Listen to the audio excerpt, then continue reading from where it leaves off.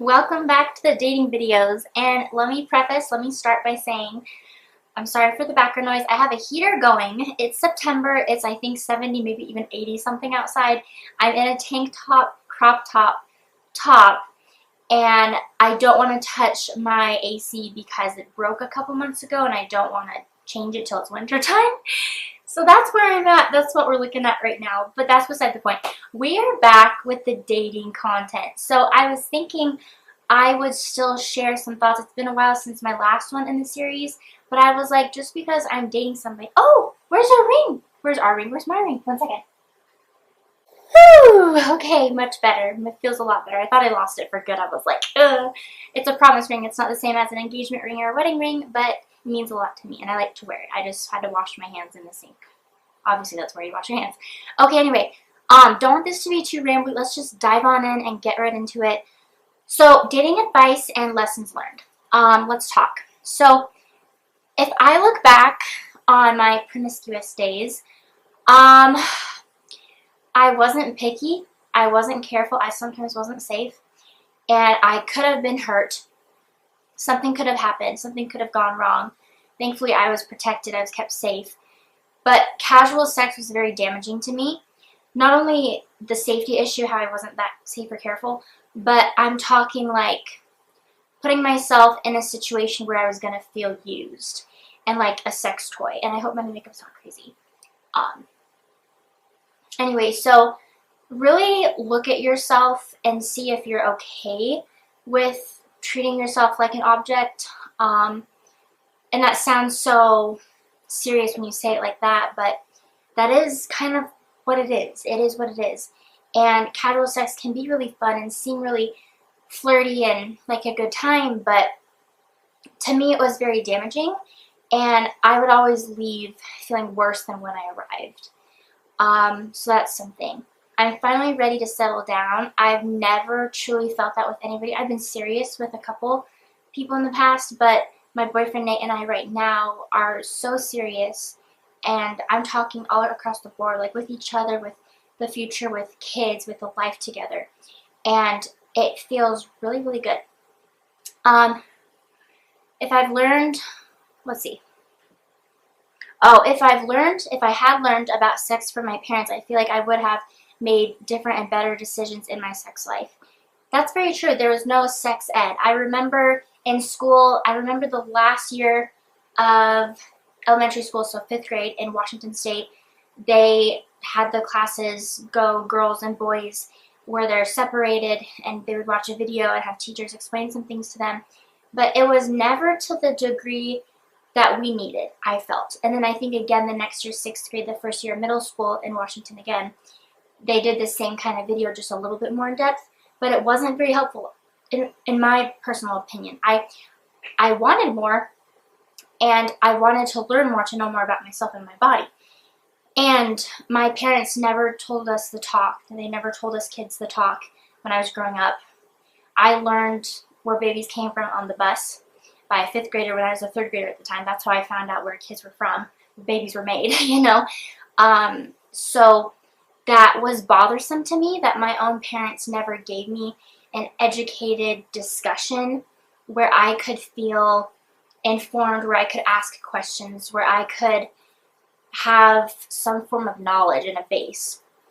I'm not blaming my parents. I take full responsibility of putting myself in these scenarios where I was being promiscuous, or I was sleeping with people, or I was engaging in sexual activities. So that's on me, but I just would have wished or would have hoped that growing up I would have had that.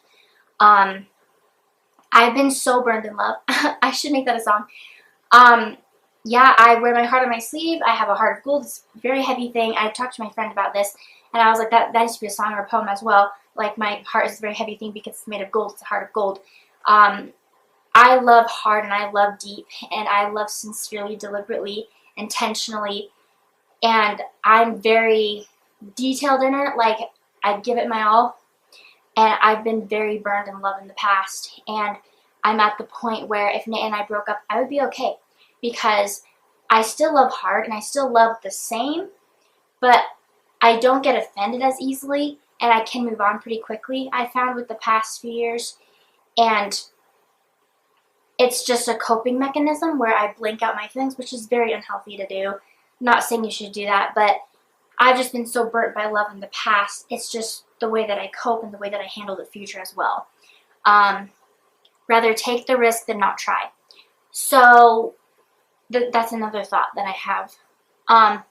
Meeting people, it's getting you out of your comfort zone. That's how people get married. They stop being shy for a minute, if they are, and I am. And then they put themselves out there. They put themselves in somebody else's box to see if they like them, you know?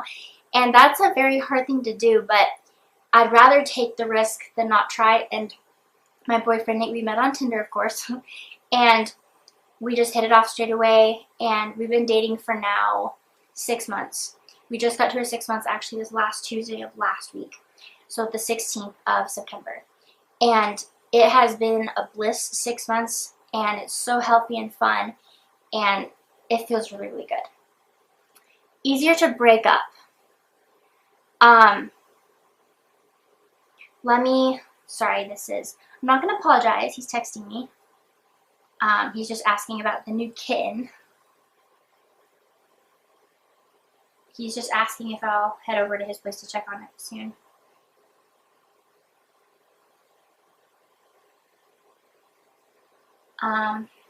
Okay.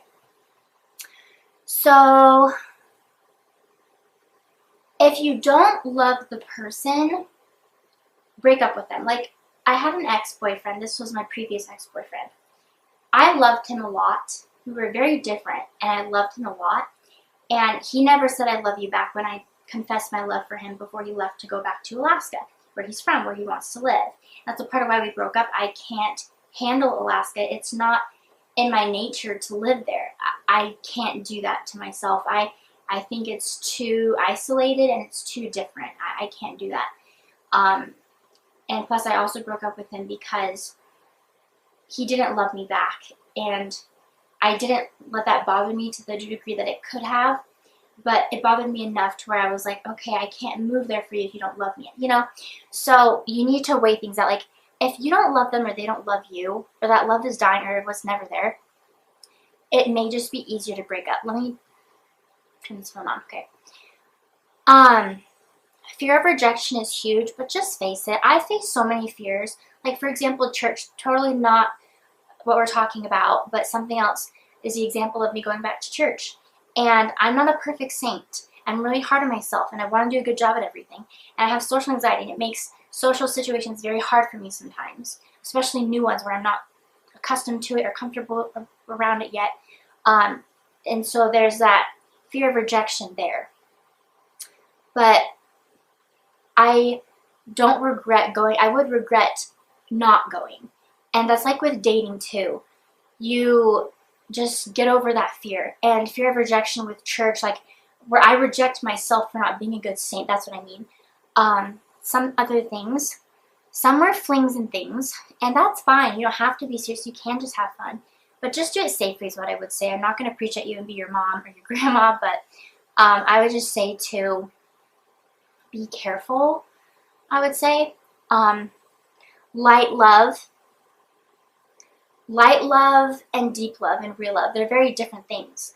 Light love is,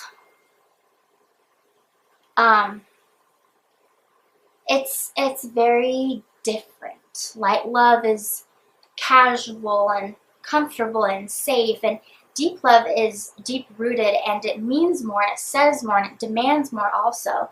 There's more feeling there, there's more desire there, there's more hunger there, there's a different safety there. You have the power to end it.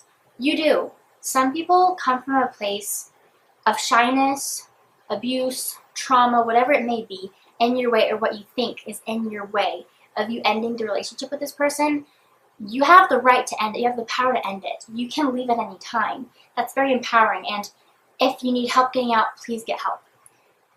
If you want there to be, there's someone out there for you. I love that. So for me, it was Nate. All along, it was Nate. He's been here for a little over a year in the area. He moved from Oregon, and we could have missed each other. I was about ready to head out to Boise. We could have missed each other. Like, that's crazy. But it didn't happen that way. God wanted us to meet, and we did. So if you believe that there's someone out there for you. They'll come to you. You'll find them somehow. Why dating is so hard and ugly? That's a question I ask myself all the time. Like, why was it so hard? Like, how come I had to go through all that? And I talked about this with a friend, and she explained, yeah, my friends and family think I dated a lot of guys, but I just wasn't really clicking with them. And she told me, like, sometimes you have to kiss a lot of frogs before you find your prince. And I found that in Nate. And I was kissing, like, dozens of frogs, it felt like. Not really that many, but just as a joke. It was just hard and laborious. Online dating, like online shopping, yeah, only you can't really return them the same. That sounds so bad. I made it out alive, not married. And I'm referring to college, going to BYU, Idaho, a church school, which is a Mormon LDS school. People are surprised that I'm not married yet with like 5 kids yet, but it's kind of funny. It meant everything to him and nothing to him that February night. So I won't even really get into that, but just the way that it happened, seeing somebody who I haven't seen for a really long time. The last I saw them, I thought it was so good, but he didn't feel the same way. And it makes sense because we went through a rough patch and we have since broken up, of course, obviously. And sometimes you have to read it right and just flat out ask them like where they're at. And I'm not offended that he didn't feel the same way as me about a lot of things, but you have to ground yourself and understand that they may not feel the same way, and that's okay. It's not bad if you're not on the same page. You have the right to have differences. Persistent and desperate. That's how I was with that same person. I was obsessive, and it was very unhealthy. It wasn't good for me, it wasn't good for them, it wasn't good for us. And with Nate, I'm so much more mature and more independent, and I can be alone. I can stand being alone, and I don't need him. I want him and I love him, but I don't need him. I don't crave him the way that I have with previous exes. There is a bond connection, and I love you. There's something about saying those 3 words, I love you.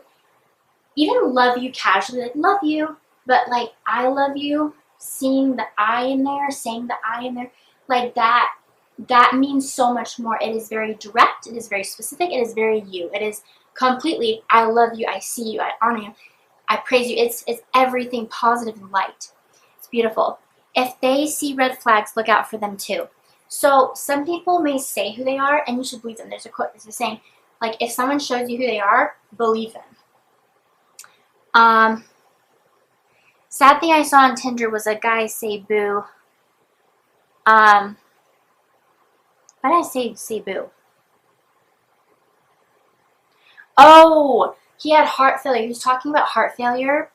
And I was wondering if it was true. I never asked him if it was true because that's very rude to say. Like, your Tinder profile says you have heart failure. You don't have much time left. Is that true? I can't say that, so I just took it as was. But he goes to me. We stopped talking, and that was fine. But I wonder what happened to him. Like, I never knew what became of him because I never got involved with him. But just the things that are out there.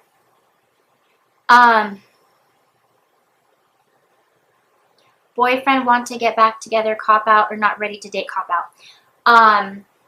It can be a cop out. Anything can be a cop out. Anything can be an excuse, a way out, a way around you, away from you, away from you. And it really doesn't matter. If you're meant to be, you will be. And also, as my friend Keely says, if he did, he would. Or if he does, he will. That kind of thing. It just depends on where they're at. Are they going to be action-oriented and make things happen and show that they love and care about you and want you? Their actions will lead to that point and prove that point, that case as true. A guy told me he was suicidal on Tinder. That's like really the only app I've used. Rarely used Bumble, rarely used Hinge. So the same guy, an ex-boyfriend was actually on Hinge and Tinder.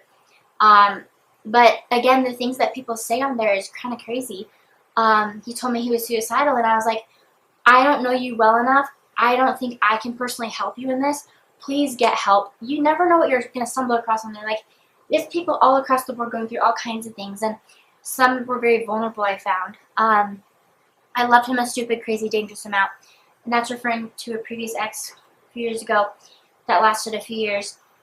And it was just obsessive. I was very unhealthy. I honestly think my meds changed for my bipolar, my mood disorder. I think that has been a big switch. a right way or in the right direction. Because I don't obsess anymore. I have OCD traits, but not like I did before. So that's good. So I found the conversation would die, which is weird because I love talking. But I wasn't getting that back with a lot of the guys that I was talking to on Tinder. So be aware of that. People ghost you all the time, and don't take offense to it. They just don't have anything to say, and if they did, they would tell you the truth. But they think it's easier to just dip and ditch you versus talk to you and tell you what's up. My counselor was worried about serial killers, so I'm now seeing her as a friend. I can see her on FaceTime. We can be friends on Facebook, that kind of thing. I've seen her for a couple years now, but now I'm like graduated from seeing her. I remember her saying a while ago, like, "Em, I'm worried that there's serial killers who are out to get you on Tinder.com or whatever." She's so cute. But it is true. You want to meet in a public place, and sometimes I wasn't doing that for the first date, so that's on me. Sent selfie on Snapchat and immediately blocked. That was funny. So some guy wanted to be friends with me on Snapchat. When I sent him the first snap, he immediately blocked me, and I was like, "Isn't that what you wanted? You see my face. I'm the same person." So that was really weird. Felt like if not him, no one. And I told him that, and never tell anyone that, it'll freak him out. But I was like, if it's not you, it's no one. I'll never find love again. Because that puts a lot of pressure on them, and it pushes them to a very uncomfortable state. And that's not fair for you to throw that on them. But then I found Nate, and it took a few guys to get there, but I found him. My parents asked me, and then I asked Nate, does he cherish me? Does he treasure me? And I love the word cherish. It's beautiful. And I asked Nate that, and he immediately said yes. He didn't have to think about it. He's like, yes. And it's so beautiful what we have, and it's so cool to see how far we've come. That was the last broken heart I'll get. It was. My previous ex-boyfriend, that's the last broken heart. Because I really think me and Nate are going somewhere, and we're going there together, and we're getting serious more and more by every single day. So that's beautiful. Never let people get lazy. Never let them take you for granted. They should be trying to woo you all the time and just love you so deeply and dearly. And don't let them take you for granted, make you feel less than or less than who you are. Broke my heart more than once. That's the thing. Don't go back for more. Be done with them. An ex is an ex for a reason. It's very rare that it works out when you guys get back together and you stay together. That's what I've realized. It usually just doesn't work. And that's okay. It's not bad. It's just life. To me, out of comfort zone. Yes, so as I said before, I would have never met Nate if I didn't put myself back out there again after a while. And it worked out. And this is what I'm going to end with. I'm not happy. I'm joyous. Like, with Nate, I'm so thrilled to be with him, to be near him, to talk to him, to have him in my life, to have him as a boyfriend, and so much more in the future. Like, it is just beautiful. Okay, let me make sure I got all of the thoughts. Let me just double check. Okay, I think I got them all. That feels really good. And I'm glad to do this video. It was really, really fun. It's fun to just sit down and chit-chat style. But yeah, I feel really, really good. And I'm telling myself I deserve to be happy. There are a lot of times when I'm like, why do I feel so blissfully happy and content? Do I deserve this? I ask myself, do I deserve this? And the answer is always no. But I do. And you deserve to be happy with however that looks to you, whoever you're with, whoever you want to be with, you know. And maybe the next time I do this video, this will be real and not just a promise ring. Not just, but you know what I mean. Okay, bye.